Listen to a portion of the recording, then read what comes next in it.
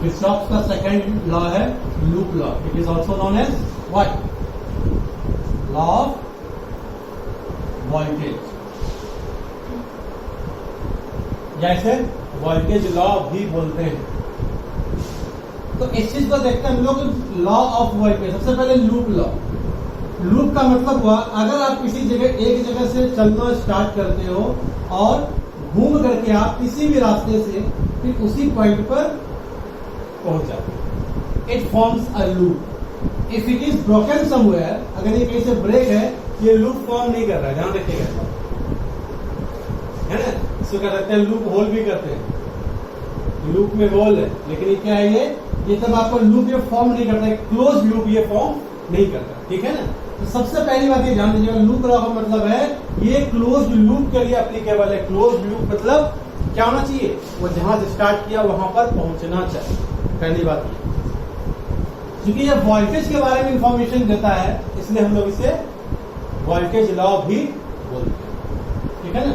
तो अब देखिए क्या होगा. सबसे पहले तो समझने के लिए समझते हैं, तो इसका हम इसको डिफाइन भी करेंगे अच्छे से.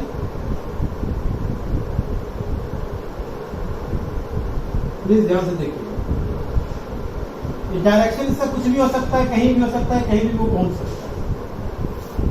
मान लो ये हमारा एक सेल है जिसका ईएमएफ है E1. ये सेल है जिसका ईएमएफ है E2.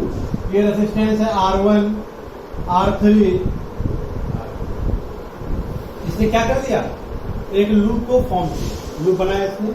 सबसे पहले हम क्या करेंगे, इस लूप का नामकरण कर देंगे. नामकरण करेंगे मतलब आपके मन में जो भी आए, आपके मन में जो भी आए वो क्या करेंगे, उसको नाम दे देंगे. सबसे पहले ध्यान देखिए. अब ये देखिए, आपको लगे जैसे ये हमारा है ईएमएफ E1. क्या ये ईएमएफ E1 है और ये है ईएमएफ E2. ऑब्वियस सी बात है जब दोनों होगा, क्योंकि इसका एक अलग प्रोसीजर भी है. आप सिंपल जो है, जो सीरीज कॉम्बिनेशन का, सेल का, रेजिस्टेंस का, उस प्रोसेस से भी हम इसे कर सकते हैं. लेकिन ये थोड़ा कॉम्प्लेक्सिव जब हो जाता है तो उस कंडीशन में तब वो प्रोसेस बहुत ज्यादा जो होता है वो क्या कहते हैं, टफ हो जाता है. तो उस चीज से बचने के लिए लूप लॉ या जो हमारा जंक्शन रूल था, तो वो क्या करता है, इसको थोड़ा इजी फॉर्म करता है, इजी बनाता है, ताकि इजीली सॉल्व हो जाए, कर सकते हैं इस चीज को. तो हम लोग देखते हैं, मान लो इधर से कह रहे हैं कि I1 आया, ये भी कुछ करेंगे अपने थ्रू करेगा रिलीज. मान लो करंट क्या है, ये I2 आया. जब I1 आया, I2 आया, तो दोनों एक तरफ से आ रहा है, दूसरा इस तरफ से आ रहा है. तो दोनों एक दूसरे को क्या करेगा, जो हैवी होगा वो लाइटर वाले को क्या करेगा, जिसकी वैल्यू मैक्सिमम होगी वो मिनिमम वैल्यू वाले को क्या करेगा, अब वैसी बातें कैंसिल आउट करेगा कि नहीं करेगा. उस कंडीशन में फिर क्या हो जाएगा, ये अभी तो हमें देखना पड़ेगा भाई किससे क्या निकलेगा, ज्यादा निकलेगा. तो मान लो इधर से I1 आया, इधर से I2 आया, दोनों एक दूसरे को मर्ज हो गया. बाद में जो रिजल्ट आया हमारा, मान लो इसकी वैल्यू अगर बड़ी थी, क्या हो जाएगा, I2 minus I1. I2 minus I1 तो हमारा ये वैल्यू हो गया ना, इसको किसने वो कर दिया, कैंसिल आउट कर दिया इसकी वैल्यू को. I2 माइनस I1 इधर हो गया. पूरे सर्किट से हमारा करंट क्या हो गया, I2 माइनस I1. ये कॉन्सेप्ट भी हम लोग यूज कर सकते हैं, लेकिन इसको समझने का एक आसान तरीका है कि हम लोग क्या करेंगे, पहले से I2 माइनस I1 क्यों लेंगे, पहले लोग रिजल्ट निकालेंगे. भाई इधर से जो है करंट, तो हमने इसकी वैल्यू को बड़ी वैल्यू ले ली. मान लो इधर से करंट, फाइनल करंट जो है कैंसिल वैंसिल हो करके जो करंट हमारे पास कितना आ रहा है, I करंट आ रहा है, टोटल I करंट आ रहा है. इसे हम लोग करते वैल्यू निकालते, पहले से वैल्यू I1 निकालते, फिर क्या करते I2 निकालते. तो उस कंडीशन में क्या होता है, एक दूसरे को हमें कैंसिल करना पड़ता, तो रिजल्ट कुछ आता. हम पहले समझ लिए क्या कि दोनों कैंसिल वगैरह करके हमारे पास जो नेट वैल्यू है वो कितनी है, वो I है. जब वो वैल्यू I है तो हम लोग इसको I को ले रहे हैं. I को वो कोई भी डायरेक्शन आप ले सकते हैं. देखिए सिंपली समझिएगा, मान लीजिए ये 12 वोल्ट है और ये 6 वोल्ट है, तो किसका इफेक्ट ज्यादा होगा, हमारे पास ये 12 वोल्ट है, ये 6 वोल्ट है, किसका इफेक्ट ज्यादा होगा, ऑब्वियस सी बात है जो हाइयर होगा. तो हम क्या करेंगे, हाइयर वाले से जो करंट I निकाल दें. और अगर गलती से आप लाइटर से निकाल लेते हैं, ठीक है, तो इसमें क्या कहते हैं कि शौक होने वाली कोई बात नहीं. अगर आप गलती से इससे निकाल लीजिए कि I हम इससे निकाल रहे हैं, तो आपका जो आंसर आएगा वो ऑटोमेटिक नेगेटिव आंसर आएगा. तो आप समझ जाइएगा, नेगेटिव आंसर जब भी करंट का आ जाए, तो you must know it that the direction considered by you is opposite as the actual direction. Actual actual direction in comparison में आपका डायरेक्शन ऑटोमेटिक बता देगा वो, यानी गलत नहीं होगा क्वेश्चन। अगर आप सॉल्व करते हैं आपका डायरेक्शन उल्टा हो गया, ये गलत नहीं होगा, लेकिन सिर्फ क्या करेगा ये बता देगा भाई नेगेटिव आंसर है। आप समझ जाइए कि नेगेटिव आंसर हमें क्या बोल रहा है कि हमारा जो डायरेक्शन है वो क्या है, अपोजिट, हमने अपोजिट डायरेक्शन में कर दिया। अब देखो इधर चलते हम लोग लूप लॉ पे फोकस करते हैं थोड़ा सा। एक्चुअली लूप क्या था, अगर हम इसके सेल के टर्मिनल को देखें, इसका पोटेंशियल कितना है, पोटेंशियल डिफरेंस, पोटेंशियल डिफरेंस जो मैक्सिमम पोटेंशियल डिफरेंस होता है दैट्स कॉल्ड ईएमएफ। इसका जो पोटेंशियल है वो क्या है, इसका पोटेंशियल E1 है। ये जो रेजिस्टेंस है R1, इसके क्रॉस भी पोटेंशियल डिफरेंस होगा, कितना होगा, बीच में क्या होता है I इंटू R1, इसका पोटेंशियल हो गया I इंटू R1, ठीक है। इसका पोटेंशियल कितना हो जाएगा I इंटू R3, इसका पोटेंशियल कितना हो जाएगा I इंटू R2, इसका पोटेंशियल कितना हो जाएगा E2। जहां पर भी रेजिस्टेंस हो उसे क्या करना है, वहां उस R में जो करंट फ्लो हो रही है उससे उसको मल्टीप्लाई कर दीजिए, उसे मल्टीप्लाई कर दीजिए। आप क्या देख लेते हैं, उसका पोटेंशियल मिल गया, ठीक है ना। तो फिर क्या कहता है, हर एक का पोटेंशियल, इसका भी निकाल लिया, इस वाले जितना रेजिस्टेंस है सबका पोटेंशियल निकाल लिया। और हम क्या देखते हैं, तो लूप लॉ कहता है कि टोटल सम जो होगा पोटेंशियल का through out the circuit, closed circuit, इस लूप में जो टोटल सम होगा पोटेंशियल का वो 0 होगा। Algebraic sum of potential of the circuit is 0। आप सिंपली ये समझ सकते हैं, या इसको आप अलग अलग बुक में अलग अलग तरीके से इसका डेफिनेशन देखिएगा। कहीं कहीं पे ये भी कहा गया है कि फॉर अ क्लोज्ड लूप या फॉर अ गिवन लूप, अगर हम इस चीज को चले, सबसे पहले है लूप चलाना बहुत जरूरी है। तो लूप अगर चलाने की बात करें तो आप अपने मन से कुछ भी नामकरण इसका कर सकते हैं, ABCDA, ध्यान से समझिएगा। A से चले B तक, B से चले C तक, C से चले D तक, D से चले A तक, A से B, B से C, C से D, D से A। या आप अगर जरूरी नहीं कि मैं जो कर रहा हूं वही ले रहे, आप उसका उल्टा भी ले सकते हैं। उल्टा क्या ले सकते हैं, मतलब कि मन करेगा नहीं मैं ABCDA लूंगा, वो भी आप ले सकते हैं। आपका जो मन करे आप वैसे उसको कंसीडर कर सकते हैं, A से B, B से C, C से D, D से आपको जैसा मन रहे। हम लोग क्या करें फिलहाल, A से B, B से C, C से D, D से तो A से कहां बढ़ना है हमें, A से किसकी तरफ जाना है, B की तरफ। A से B की तरफ चलिए आप, A से B की तरफ हम लोग पहुंच गए, A से B की तरफ। अब क्या होगा, क्या इसके बीच में कोई पोटेंशियल पॉइंट दिख रहा है आपका, सिंपल एक है ये, यहाँ पर कुछ ना ही रेजिस्टेंस है ना ही ईएमएफ, यहाँ तक कुछ नहीं है। बी से चलिए किस तरफ, बी से चलना है हमें सी की तरफ। बी से जब सी की तरफ जा रहे थे कौन दिख गया हमें, जाते जाते ये मिल गया हमें सेल। ये जो सेल मिला तो सेल का पोटेंशियल कितना है, जिसे यहाँ पे ईएमएफ बोल सकते हैं, कितना है E2 है ना, इसका पोटेंशियल E2। देखिए समझिएगा ध्यान से, इसका पोटेंशियल हो गया E2। लेकिन प्लस या माइनस, यहाँ प्लस लेंगे या माइनस लेंगे, क्या लेंगे, देखिए अलग अलग बुक में अलग अलग टीचर्स अलग अलग ढंग से समझाएगा। कोई clock wise, anti clock wise ऐसा कंसीडर करने लिखेगा। मेरा जो सिंपल सा प्रोसेस है, आप अपना रास्ता खुद चुने, किसी बहकावे में मत है, अपना रास्ता खुद चुने। आपको जैसा डायरेक्शन है वैसे फॉलो करते ऑटोमेटिक सबको मिल जाएगा। जब हम बी से सी जा रहे थे, हमने देखा सेल मिला और हमने फर्स्ट सेल को टच कहाँ किया, इसके पॉजिटिव, ये बड़ा वाला होता है पॉजिटिव होता है, ये छोटा वाला नेगेटिव होता है। तो आपने किसे टच कर दिया, आपने पॉजिटिव टर्मिनल को टच किया, यहाँ पर प्लस ले लेना। और वही अगर हम नेगेटिव को टच करते तो नेगेटिव ले लेते। जैसे मान लीजिए ये बड़ा होता और ये छोटा होता, ये हमारा माइनस हो गया, ये हमारा प्लस होता, तो उस कंडीशन में क्या कर लेते थे हम लोग, माइनस ऑटोमेटिक आपका आ जाता, कोई टेंशन नहीं था। फिलहाल जो हम उसको देखते हैं, हम ये देखते हैं कि भाई ये प्लस है और ये माइनस है, प्लस को टच किया तो प्लस की 2 हमारा आगे बढ़ते हैं। फिर यहाँ से अब ये नहीं कि प्लस को करें नेगेटिव, नहीं, हम देखते हैं पहले हमने किसे किया, प्लस को किया, उससे आगे निकलते हैं। ये मिल गया रेजिस्टेंस, रेजिस्टेंस के क्रॉस जो पोटेंशियल होगा वो कितना था, I इंटू R2। अब देखना क्या इसमें भी प्लस और माइनस को देखते हैं। हम देखते हैं जो फिगर हमने बनाया, जो हमने लूप चलाया है, करंट जो फ्लो कराया है, करंट का डायरेक्शन पिक्चर में तो यूं है और हम भी उसी डायरेक्शन से मूव कर रहे हैं। कर रहे नहीं कर रहे? उस कंडीशन में हमारा भी डायरेक्शन सेम, इसका भी डायरेक्शन सेम, बात बन गया है ना, तो पॉजिटिव। तो इसका पोटेंशियल कितना है? I into R two, plus I into R two हमारा। अब आगे बढ़ते हैं, फिर आगे बढ़ो बढ़ो बढ़ो बढ़ो, सी पर पहुंच गए, बी से सी पर पहुंच गए। सी से किधर जाना है? सी से डी। यहाँ हमारे पास कोई ऑप्शन नहीं है, वहां पर आपको बहुत सारा रास्ता दिखेगा, 2-3 लूप 4 लूप कुछ भी जा सकता है। तो हम लोग देखते हैं भाई सी से हमें डी पे जाना है, चलो सी से डी पर बढ़ते गए बढ़ते गए बढ़ते गए। ओ करंट का जो डायरेक्शन था वही डायरेक्शन मेरा भी है, यहाँ भी हमारा हो गया प्लस, ठीक है। इसका पोटेंशियल क्या हो जाएगा? I into R three, I into R three, current I है ना, I इंटू आर थ्री। फिर आगे बढ़ो, फिर मिल गया resistance I into R one. Current का जो डायरेक्शन था वही हमारा भी डायरेक्शन है, plus I into R one, plus I into R one. फिर आगे बढ़ो, सेल मिल गया, सेल का कौन सा टर्मिनल टच कर रहे हैं हम लोग? नेगेटिव सेल टर्मिनल को टच कर रहे हैं, तो माइनस E1। अब फिर क्या, वापस ए पर पहुंच गए, जैसे वापस पहुंच गए इज इक्वल टू जीरो। क्यों जीरो? यही तो लूप लॉ कहता है कि एल्जेब्रिक सम जो होगा टोटल, क्या कहते हैं कि जो पोटेंशियल होगा, net potential for a closed loop is equal to what? Zero. मतलब वहां से चले वहीं पर। सिंपली सोचने वाली बात यह है, अगर आप देखिए ए से चले थे ना, फिर ए पे पहुंचे, तो यहां से जब चले इसका पोटेंशियल कितना था? VA। फिर वापस हम लोग वहीं पहुंच गए, फिर लास्ट एंड पॉइंट का पोटेंशियल क्या हो गया? VA। तो पोटेंशियल डिफरेंस क्या हो गया? VA minus VA zero.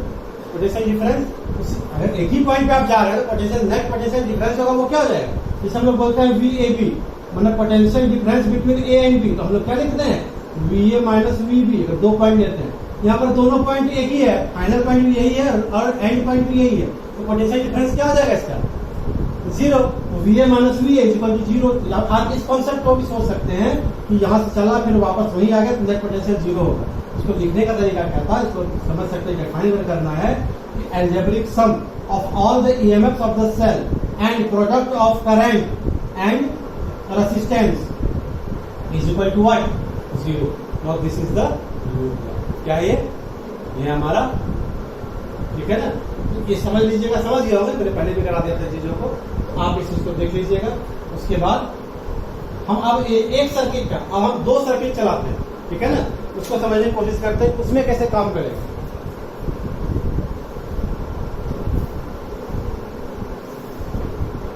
देखिएगा क्या है,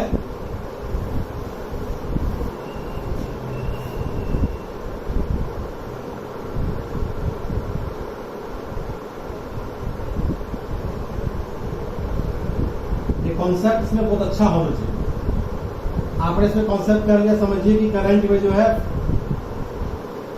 आपका डाउट सबसे, अगर माना जाता है जो गलती बच्चे करते हैं इसके क्वेश्चंस नहीं करते हैं, थोड़ा कैलकुलेटिव भी होता है, प्रॉब्लम होता है बच्चों को, ठीक है?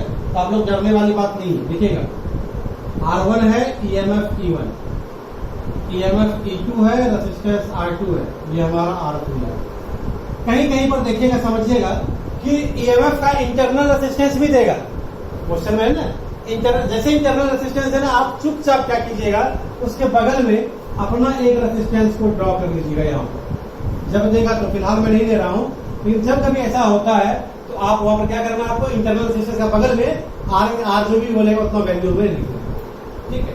अब देखिए, इसका अगर फिगर दे रखा हो, अगर क्वेश्चन दिया हो और फिर सॉल्व आपको करना है, if figure is already given, अगर फिगर ऑलरेडी दे रखा है, उस कंडीशन में आपको उसको रिकंस्ट्रक्ट करने की जरूरत नहीं है ना? लेकिन अगर फिगर नहीं दिया हो तो आपका जो मन करे, जो करंट लेना हो सब लीजिए, वो आपका सही आंसर है, ठीक है ना? तो देखिए क्या करना है इसमें।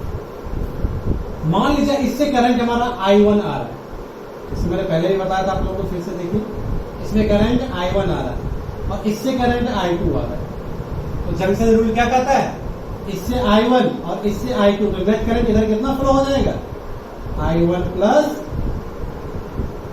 प्रॉब्लम हो तो बताइएगा, नेट करंट हो गया I1 प्लस I2, ठीक है ना? फिर ये इधर चलने लगा, कितना करंट चला इधर से? I1 plus I2। जब यहाँ पहुंचा, फिर जब वो करंट I1 प्लस I2 यहाँ पहुंचता है, ध्यान से समझिएगा यहाँ पर कॉन्सेप्ट, इसे 2 रास्ता मिला है, इसमें ये अपने ढंग से ये मूव नहीं करेगा। इस सेल से कितना करंट बाहर आया था? I2 करंट रिलीज कर रहा था ना। ऑब्वियस सी बात है, जितना एंटर करेगा उतना ही, जितना लीव करेगा उतना ही एंटर करेगा, इसमें कितना चला जाएगा, कितना करंट इससे निकला है उतना है ना। और इससे कितना निकला था I1, इसमें हमारा चला गया I1। ठीक है ना, समझने की कोशिश कीजिएगा। मतलब कहने का ये है, ऐसा नहीं कि इसमें I1 दे देंगे इसमें I2, लेकिन ये अलग अलग बांट नहीं सकते हैं। जितना करंट इससे एग्जिट हुआ है उतना ही एंटर करेगा। किसी भी सर्किट का ही रूल है, जितना उससे निकला है उतना इसके अंदर फिर जाएगा। ठीक है ना, ये हमारा चला गया। अब देखते हैं, सबसे पहले ये हमारा करंट, हो सकता है आपको करंट गिवन हो या फिगर में, या फिर तो आपको फिगर खुद से बनाना पड़े, तो हम खुद से फिगर बना सकते हैं। इसका हम अल्टरनेट फिगर सोचे, एक और फिगर सोचे तो देखिएगा।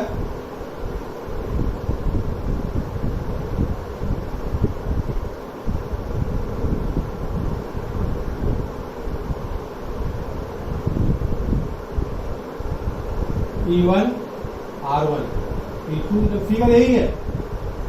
इसको हम दूसरे तरीके से कैसे सोच सकते हैं, देखिए अगर हम फिगर खुद से बना होगा, इससे करंट ले आए हम लोग I, जैसे I करंट यहाँ पहुंचने से दो रास्ता मिलता है, एक ये वाला एक ये वाला। इसमें चला गया I1, इससे कितना चला जाएगा I माइनस I1, इसमें जा रहा I माइनस I1। फिर इससे I करंट आया, यहाँ पर पहुंचा I की वैल्यू, देखिए यहाँ से चला I1, चला I1 इधर से आया, इधर से कितना हो गया I माइनस I1। इस आर्म से आ रही है I1 करंट और इससे करंट आ रही है I माइनस I1, दोनों मीट करेगा, क्या हो जाएगा, दोनों ऐड हो गया, I1 cancel, net current I। मतलब ये रूल है, जितना करंट इससे निकला है, I करंट ही निकला था इससे, तो I करंट ही इससे फिर एंटर करेगा, ऑटोमेटिक हो गया ना। तो ये फिगर भी आप ले सकते हैं, ये फिगर भी आप ले सकते हैं, कोई गलत नहीं है, आंसर आपका सही है। लेकिन अगर फिगर पहले से गिवन हो, चाहे ये हो चाहे वो हो, तो आपको गिवन फिगर को ही कंसीडर करना है। और अगर फिगर बनाना रहा तो आप जो चाहेंगे वो बना लेंगे, कोई प्रॉब्लम नहीं। ठीक है, तो फिगर हमने बना लिया, इसलिए हम लोग इसको पहले वाले को कंसीडर करते हैं, इसे हटा देते हैं। अब क्या करते हैं हम लोग, चलाएंगे क्या, लूप। लूप चलाने के लिए सबसे पहले मैंने क्या बताया था आपको, क्या करना है, सबसे पहले हमें इसका नामकरण करना है। नामकरण मतलब जो पॉइंट्स है, जो जंक्शन है, उसको हमें नाम दे देना है, A B C D E F फिर A। कितने अननोन है देखिए, तो मतलब हम लोग ये समझ लेते हैं कि अननोन तो कुछ भी हो सकता है, लेकिन हम लोग ये समझ लेते हैं कि इसमें दो अननोन है, I1 और I2 में करंट की वैल्यू निकालनी है। सेल का जो EMF है वो हमारा दे रखा है, इसका जो रेजिस्टेंस है वो हमारा करंट सर्किट में दे रखा है, and we just have to find the value of I1 and I2। Okay, because there are two unknown current here. What's there? Now there are I1 and I2. तो दो unknown के लिए हमें कितने इक्वेशन चाहिए, दो अननोन के लिए हमें दो इक्वेशन चाहिए। बचपन में याद है, तो करते होंगे आप लोग, x plus y is equal to 12 और x minus y is equal to 6, ऐसा कुछ करते थे, है ना। दो बोलते इसे सॉल्व कीजिए, तो आपका बहुत सारा आंसर आ जाता था, x और y लेते थे, इससे बहुत सारे आंसर आ जाते थे। नहीं, लेकिन जैसे हमें परफेक्ट इक्वेशन चाहिए तो हम लोग क्या करते थे, फिर हमें दूसरा इक्वेशन की, हमें दूसरे इक्वेशन की जरूरत पड़ती थी। तो दो अननोन तो दो इक्वेशन, ऑब्वियस सी बात है, यहाँ पे दो करंट है हमारे पास I1 और I2 which is unknown, then we must have two equation. और दो इक्वेशन बनाने के लिए आपको इसमें दो लूप चलाना पड़ेगा। इसमें कितने पॉसिबल लूप है पता है, इसमें पॉसिबल लूप है A B E F A, एक ऊपर वाला लूप, चाहे आप ऐसे चलाएं चाहे आप ऐसे चलाएं, जैसे चला सकते हैं। दूसरा B C D E P, या उल्टा भी ले सकते हैं इसको, दो लूप। तीसरा क्या है, आउटर साइड लूप, बीच वाले हटा दीजिए, आउटर लूप ले लीजिए। If there will be three unknown, we just have to use three equations, three loops, which is the maximum in this condition. But now if we have two unknown I1 and I2, in this condition we have to go with two loops. Okay, तो हम लोग चलिए loop चलाते हैं यहाँ पर A B E F A, हम लोग लूप चलाते हैं A B E F A, है ना। अपने मन से जो जरूरी नहीं कि मैं जो चलाऊं वो, आपका जो मन करे आप वो लूप चला सकते हैं। A B E F A B E F A, ठीक है बेटे। इस कंडीशन में क्या देखते हैं, A से B मूव करना है, B से E, E से F, फिर A पर वापस आना है। एक का क्लोज लूप हो गया, तो क्लोज लूप का जो नेट पोटेंशियल होगा वो क्या होगा, फाइनली वो 0 के बराबर हो जाएगा। चलिए हम लोग चलते हैं लूप चलाने के लिए। A से चलते हैं B, रास्ते में कुछ मिला आपको, रास्ते में कुछ है नहीं। आई करंट को हमें नहीं देखना है, हमें देखना रेजिस्टेंस या पोटेंशियल करंट का नहीं होता है, पोटेंशियल किसी रेजिस्टेंस का होगा, पोटेंशियल डिफरेंस किसी रेजिस्टेंस का होगा या किसी सेल का होगा। जब ना ही रेजिस्टेंस ना ही सेल है। ए से बी का कहानी खत्म। बी से चले ई की तरफ, बी से चले ई की तरफ, देखिएगा बी से चले बढ़ते जाओ बढ़ते जाओ बढ़ते जाओ, अरे कौन मिल गया? हमें सेल मिल गया। और सेल का हमने किस टर्मिनल को टच किया है? पॉजिटिव टर्मिनल को टच किया है। इसकी वैल्यू कितनी है? प्लस, तो प्लस E2 कर देंगे इसे, प्लस लिखने की जरूरत नहीं है, प्लस E2 कर दिया। आगे बढ़िए आप, आगे बढ़ते गए बढ़ते गए बढ़ते गए, कौन मिल गया? रेसिस्टेंस। लेकिन सोचिए तो रेसिस्टेंस का डायरेक्शन जो था वो क्या था? करंट का डायरेक्शन इसमें फिगर में इधर से था और हम किधर जा रहे हैं? ऑपोजिट जा रहे हैं। क्या हो जाएगा डायरेक्शन यहाँ पर? करंट ऑलरेडी पिक्चर में हमने यूं लिया है और हम तो ऑपोजिट जाने लगे, तो हमें तो उसका हमेशा भुगतना पड़ेगा। प्लस की जगह में क्या लेना पड़ेगा? माइनस। हम इसको अवहेलना कर रहे हैं, इसके अगेंस्ट जा रहे हैं, हमें माइनस लेना पड़ेगा। इसका पोटेंशियल क्या है? इसके पोटेंशियल डिफरेंस हो जाएगा, इसके पास कितना हो जाएगा? I2 into R2 minus I2 into, ठीक है। फिर आगे बढ़ते हैं, इधर जाना है, इधर जाना है, किधर जाना है? लूप देखते हैं, हमें E से जाना है F की तरफ, E से F की तरफ, इधर चलते हैं, कुछ नहीं हुआ रास्ते में, कोई बात नहीं, आगे बढ़ेंगे। फिर F से जाना है वापस, रेसिस्टेंस मिल गया, इसका पोटेंशियल कितना हो जाएगा? I1 into R1। तो खास बात क्या है, जो हमारा डायरेक्शन है मूवमेंट का, फिगर में भी करंट, पिक्चर में भी करंट का डायरेक्शन वही है, तो प्लस हो गया, कितना हो गया? I1 इंटू R1 आ गया ना। फिर आगे बढ़िए, फिर कौन मिल गया? सेल मिल गया। तो सेल का ईएमएफ देखते हैं, हमने सेल के किस टर्मिनल को टच कर दिया है? हमने सेल के नेगेटिव टर्मिनल को टच कर दिया है। यहाँ पर क्या हो जाएगा हमारे पास? माइनस E1, और फाइनली आप पहुंच गए इज इक्वल टू क्या हो जाएगा? 0। Equation first. आप इससे क्या होगा, आपको इक्वेशन बना लेना है। इक्वेशन कैसे बना सकते हैं देख लीजिएगा। E1 E2 गिवन है, हम इसे क्या कह सकते हैं? I1 इसे लिख सकते हैं, प्लस वाले को पहले लिख देते हैं, I1 R1 minus I2 R2। जरूरी नहीं आपको जो करेक्ट करना हो आप अपने घर से लीजिए। ये उधर जाएगा, ये माइनस E1 उधर जाके क्या हो जाएगा? ये प्लस E1 हो जाएगा, ये प्लस है, उधर जाके क्या हो जाएगा?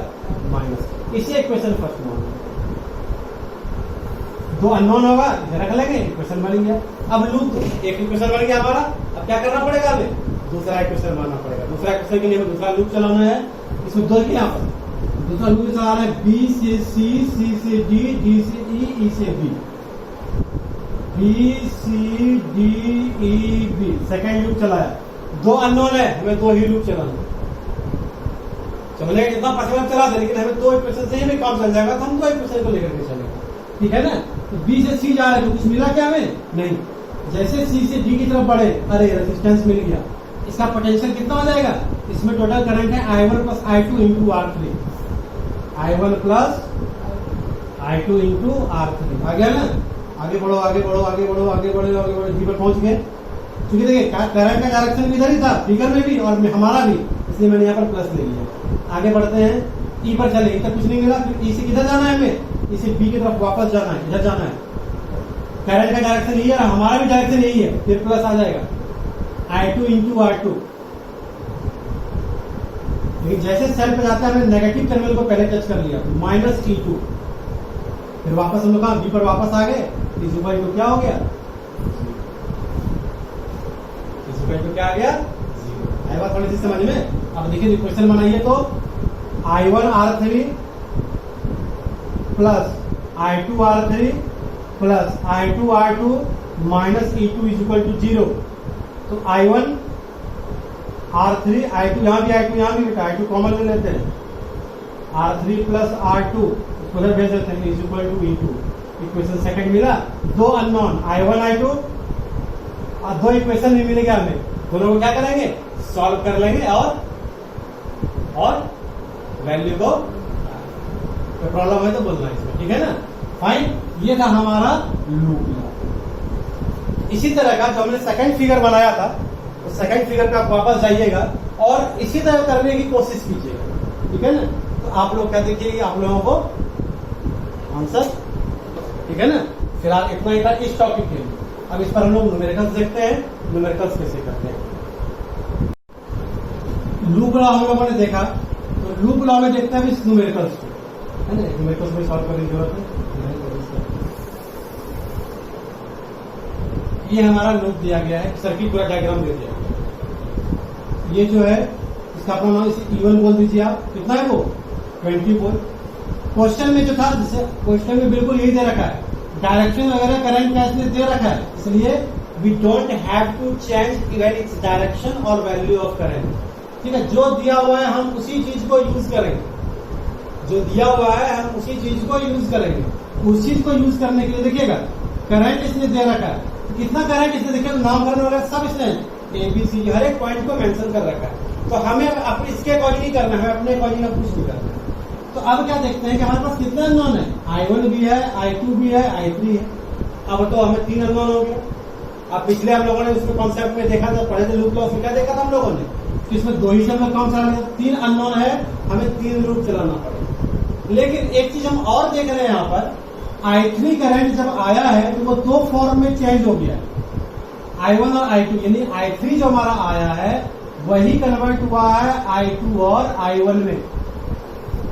एक इक्वेशन हमारा यही बन गया, I1 plus I2 is equal to I3, बना ही नहीं बना, एक इक्वेशन तो ये हमारा बन गया।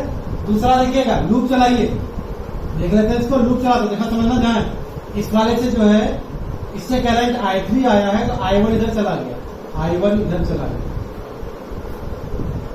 I1 इससे I2 आया हुआ है, I2 आया हुआ है इससे I2, फिर वापस इसमें क्या हो गया I1 प्लस I2 दोनों में, जितना करंट किसी सेल से निकाला गया उतना ही करंट इसमें एंटर करता है, ध्यान रखिए। इससे क्या हुआ था, इससे I2 इससे आया है और I2 इससे बाहर गया, इसमें हमेशा ध्यान रखिए। तो लूप चलाते हैं, एक इक्वेशन हमें ऑलरेडी मिल चुका है, इसको अपने पॉकेट में रख लेते हैं, हम लोग अपने पास रख लेते हैं। दूसरा लूप चलाते हैं EFCDE, ये लूप चलाते हैं, पीछे चलते हैं F की तरफ, कुछ मिला नहीं, फिर चलते हैं F से C की तरफ, F से C की तरफ जब जा रहे थे रास्ते में भी मिल गया रेजिस्टेंस, लेकिन फिगर में करंट इधर है और हमारा डायरेक्शन इधर है तो माइनस हो गया पहले ही। I3 20 वैल्यू इसकी 20 ऑन, 20 I3 ठीक है ना, वैल्यू में इसमें ध्यान से देखिएगा 20 I3। फिर आगे बढ़ते हैं, कौन मिल गया सेल का ईएमएफ कितना है 20 वोल्ट और हमने इसके पॉजिटिव टर्मिनल को टच किया है तो प्लस 20। फिर आगे बढ़ते हैं सी से फिर इधर चलता है डी की तरफ, सी से कुछ नहीं मिला, बस करंट मत देखिएगा, रेजिस्टेंस रहेगा या सेल रहेगा तभी हमें देखना है। फिर डी से चलते हैं ई की तरफ, वापस ई की तरफ चलते हैं, रेजिस्टेंस मिलेगा, लेकिन इसका डायरेक्शन इधर है, हमारा डायरेक्शन इधर है ना, तो वापस हो जाएगा, क्या हो जाएगा माइनस हो जाएगा, -30 इंटू I1, 30 इंटू I1। देखिए तो is equal to loop law से नेट पोटेंशियल क्या होगा लूप का 0 हो जाएगा, माइनस वाले को उधर ले लीजिए, 20 इधर रहने दीजिए, उधर हो गया 20 I3 माइनस प्लस 30 I1, 0 यहाँ भी है, 0 यहाँ भी है, 0 यहाँ भी है, 0 कैंसिल आउट कर सकते हैं आप, क्या हो गया हमारे पास 3I1 plus 2I3 is equal to 2। Equation second मिल गया हमें, इक्वेशन सेकंड मिला नहीं मिला। अब चाहे तो I3 की वैल्यू भी इसमें आप पुट कर सकते हैं, जैसे I3 की वैल्यू देखिए यहाँ पर 3I1, सॉल्व करने का अलग अलग तरीका है, 3I1 प्लस I3 किसके बराबर है I2 plus I1, I2 plus I1 is equal to 2, 3I1 plus 2I1 कितना हो गया 5I1 plus 2I2 is equal to 2।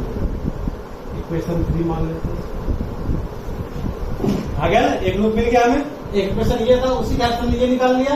अब फिर चलाते हैं लूप ये चला दिया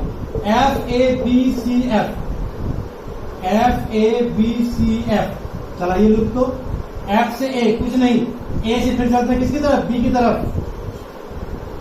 मिल गया सेल का कौन सा टर्मिनल पहले टच किया नेगेटिव, -80 वोल्ट, फिलहाल वोल्ट करने नहीं है, वैल्यू करके चलेंगे, -80 वोल्ट। फिर आगे बढ़ते हैं, कौन मिल गया resistance 20 I2 plus 20 I2 plus क्यों लिया, फिगर में भी यही है, हम भी इसी डायरेक्शन में चल रहे हैं। फिर आगे बढ़ते हैं, बी से सी की तरफ कुछ नहीं मिला, सी से चलते हैं एफ की तरफ, माइनस नेगेटिव टर्मिनल आ गया सेल का -20। फिर आगे बढ़ते हैं, करंट भी इधर ही था और हम भी इधर ही चल रहे हैं, 20 I3 प्लस 20 I3, फिर बी पर पहुंच गया हम लोग, इज इक्वल टू 0। देखिए तो क्या आ गया 20 I2 प्लस 20 I3, इसको रखिए 20 I2 प्लस 20 I3 -80 -20 कितना, -100 उधर जाएगा तो क्या हो जाएगा, +100। 0 0 कैंसिल करा दीजिए, 22 से कैंसिल करा दीजिए, पूरा 5 टाइम्स में होगा, कितना होगा, I2 plus I3 is equal to 5। I3 की वैल्यू कितनी थी, I2 प्लस I1 पुट कर दे तो क्या हो जाएगा, देखिए तो I2 प्लस I3 से क्या पुट कर देंगे, I1 plus I2 is equal to 0, sorry 5 आ गया। तो I2 plus I2 2I2 I1, इसको हम लिख सकते हैं नया equation I1 plus 2I2 is equal to, जो इक्वेशन मिल गया। इक्वेशन फर्स्ट हमारा ये मिला, सॉरी इक्वेशन 4 बोल देते हैं, इक्वेशन 3 हमारा ये मिला था, देख लीजिए 5I1 plus 2I2 is equal to 2, और दूसरा हमें मिल गया ये वाला I2 plus 2I2 is equal to 5। दोनों इक्वेशन को क्या करते हैं, सॉल्व कर लेंगे। दो इक्वेशन मिल गया ना हमें, अब सिंपली दोनों को सॉल्व कर लेना है। 5I1 plus 2I2 is equal to 2, I1 plus 2I2 is equal to 5। Solve करेंगे क्या होगा, I1 और I2 की वैल्यू मालूम चल जाएगा। अब वो क्वेश्चन में कुछ भी पूछ सकता है, बोलेगा भाई बताओ इसका पोटेंशियल कितना है, I1 इंटू 30, इसमें करंट कितना है, कुछ भी वैल्यू पूछ सकता है। I1 मिल गया, I2 मिल गया, दोनों को ऐड करेंगे तो I3 भी मिल जाएगा। जो भी इस क्वेश्चन का डिमांड होगा I1 I2 निकालने के बाद, उसके अकॉर्डिंग हम लोग इस चीज को सॉल्व कर पाए। ठीक है, इस तरह का क्वेश्चन भी हमारा हो गया, लूप रूल हो गया, इस पर बेस्ड है क्वेश्चन भी हो गया। ठीक है, तो आप जाइएगा, आप लोग क्वेश्चन कीजिएगा, जो टफ वगैरह जो भी होगा प्रॉब्लम उनसे आप डिस्कस कर सकते हैं। फाइन।